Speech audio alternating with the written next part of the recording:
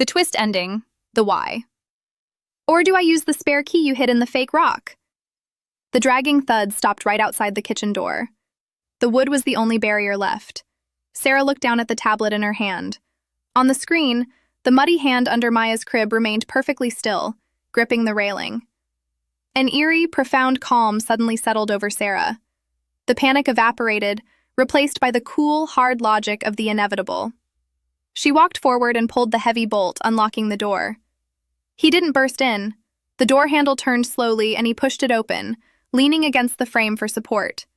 He was a complete nightmare, covered in the rich, dark earth of the pine forest.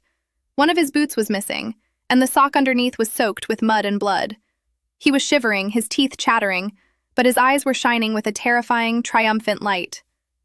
"You were early," he rasped, his voice vibrating with a chill that came from deeper than the night air. "No," Sarah said quietly, looking at him. "I was right on time." She didn't bury him because he was a monster. He was a monster, but that wasn't why she did it. For 2 years, he had been obsessed with the next step. He was a brilliant, rogue cellular biologist, convinced he had found the key to cellular regeneration, a compound that could arrest systemic failure and reboot mitochondrial activity. He called it Lazarine. But he needed a human subject to test the limits. "The phone call," he whispered, wiping a smear of mud from his lips. It worked. He had made her promise. He had spent months convincing her, drilling the protocol into her mind.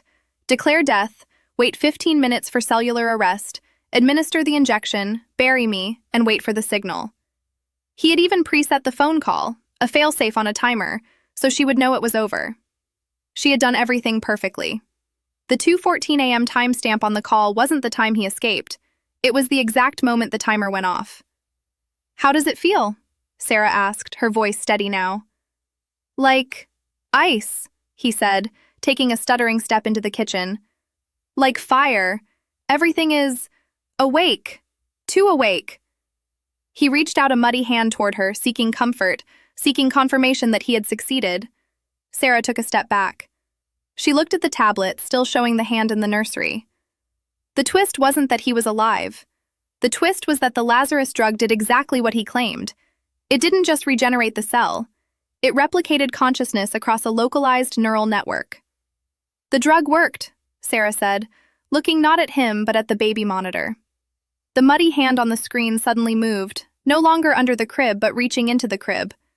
The view zoomed in on the hand, which now appeared to be composed of coarse, twisting pine roots and dark soil. Sarah looked back at her husband.